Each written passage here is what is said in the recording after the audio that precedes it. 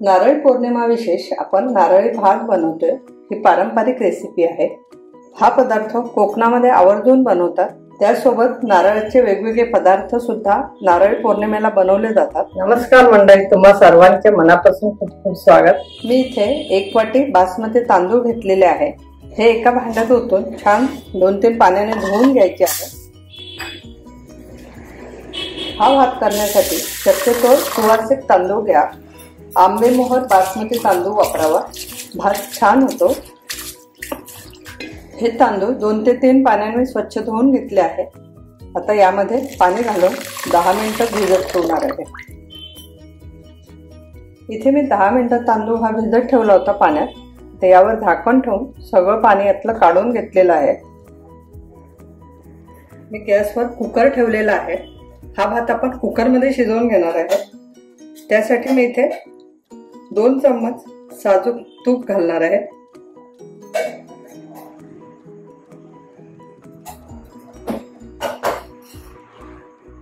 आता यामध्ये 1 इंच दालचिनीचा तुकडा, 3 ते 4 लवंग आणि 3 वेलची यामध्ये घालणार आहे।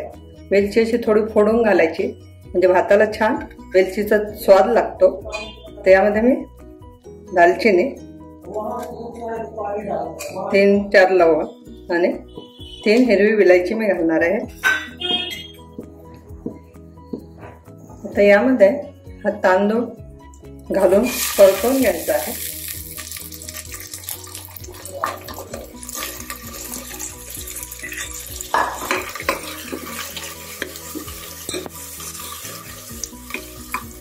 दोन मिनिटं आपण हे तांदूळ तुपात छान परतून घेतलेले आहे। तुपात तांदूळ परतून घेतल्यामुळे काय होतं, भात छान सुटसुटीत होतो आणि यामध्ये खडे मसाले घातले आहे, याची चवही भातामध्ये छान उतरते।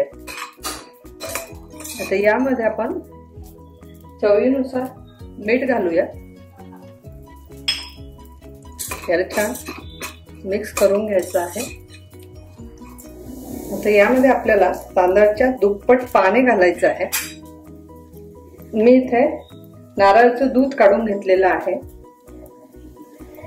ओला नारळ बारीक करून ते गाळून घेतलेलं आहे आणि मी 1 वाटी दूध काढलेलं आहे नारळाचं, ते मी यामध्ये घालणार आहे। 1 वाटी दूध आणि मी 1 वाटी पाणी असं घालणार आहे, कारण आपण तांदूळ 1 वाटी घेतले होते, त्याच्या दुप्पट आपल्याला पाणी घालायचं असते।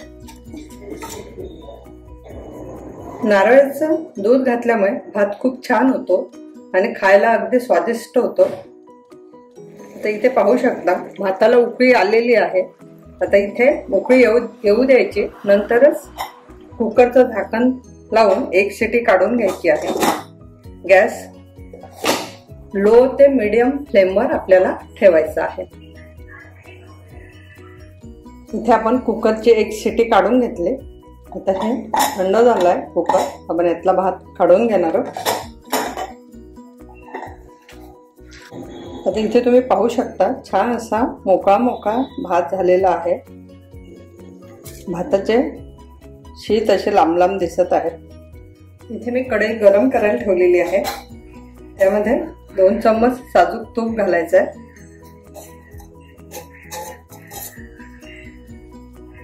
आता या तुपामध्ये आपल्याला ड्रायफ्रूट घालायचे आहे। इथे मी बदाम, काजू आणि किसमिस घेतलेला आहे, ते आपण घालूया।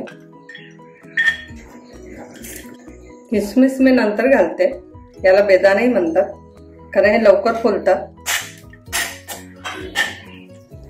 तर यामध्ये बेदाणे घालणार आहे। याला अगदी थोडा अर्धा मिनिट परतून घ्यायचा आहे। आता हे आपण ड्रायफ्रूट अर्धा मिनिट परतून घेतलेले आहे। आता यामध्ये जेवढे तांदूळ घेतले होते तेवढेच मी नारळाचा चव त्याच्यामध्ये घालते। हा आपल्याला अर्धा मिनिट परतून घ्यायचा आहे, त्यामुळे यातला जो मॉइश्चर आहे ते निघून जाईल आणि भात आपला छान सुटसुटीत होईल, चिवट होणार नाही। मंद गॅसवरच आपल्याला अर्धा मिनिट भाजून घ्यायचं आहे। इथे मी ओलं खोबरं बारीक तुकडे करून मिक्सरमध्ये चालू बंद करून फिरवून घेतलेला आहे।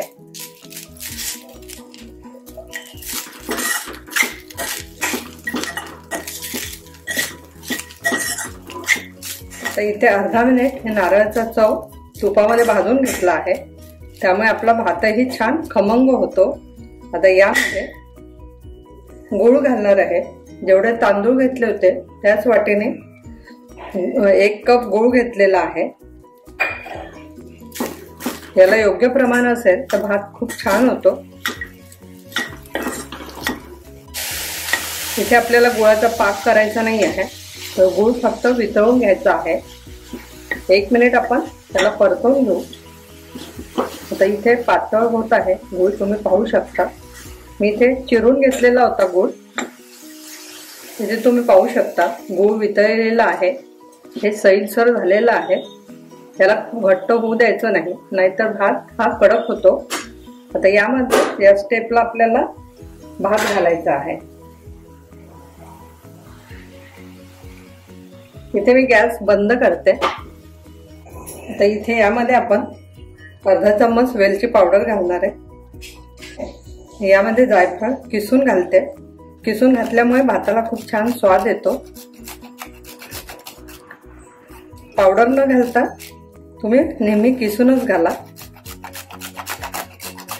थोडंसं मी जायफळ किसून घातलेला आहे। आता हा भात आपल्याला हलक्या हाताने छान मिक्स करून घ्यायचा आहे। गॅस मी इथे सध्या बंदच ठेवलेली आहे, छान मिक्स करून घ्यायचं आहे। इथे हलका हाताने आपल्याला हा भात मिक्स करून घ्यायचा आहे, नाहीतर भाताचा दाणा तुटू शकतो। आता हा आपण मिक्स करून घेतलेला आहे। आता गॅसवर आपल्याला मंद गॅसवर याला वाफ काढून घेणार आहोत। आता इथे मी गॅसची फ्लेम मंद ठेवलेली आहे। आता याच्यावर झाकण ठेवून आपल्याला एक छान दणदणीत वाफ काढून घ्यायची आहे। यामध्ये तुम्ही केशर सुद्धा घालू शकता, गरम पाण्यात किंवा दुधामध्ये घालून केशरही टाकू शकता। माझ्याकडे नाही आहे त्यामुळे मी घातलेलं नाही आहे। आता हा आपला नारळी भात तयार आहे। यामध्ये मी वरून 1 चम्मच साजूक तूप घालते आणि छान एकदा परत छान मिक्स करून घेते। या कलर पण खूप सुंदर आलेला आहे, तुम्ही पाहू शकता। आणि आपला छान मोकळा मोकळा असा भात झालेला आहे। भाताची तर तुम्ही पाहू शकता। हा भात जास्त वेळ मुरू द्यायचा, म्हणजे खायला खूप छान लागतो। भाताचा सुवास पण खूप सुंदर सुटलेला आहे। यामध्ये जो जिन्नस आपण घातलेला आहे, जायफळ, वेलची, ड्रायफ्रुट्स, याचा पण खूप छान सुगंध येतो आहे। मऊ मोकळा तरी हे रसरशीत नारळी भात आपला हा तयार झालेला आहे, कारण आपण वापरलेलं प्रमाण योग्य आहे। तेव्हा तुम्ही सुद्धा योग्य प्रमाण वापरून नारळी भात नारळी पौर्णिमेला जरूर करा। रेसिपी कशी वाटली कमेंट्स मध्ये कळवा। आवडलं असेल तर लाईक करा, शेअर करा, सबस्क्राईब करायला विसरू नका। परत भेटू पुन्हा अशा नवीन नवीन रेसिपी सोबत। तोपर्यंत धन्यवाद।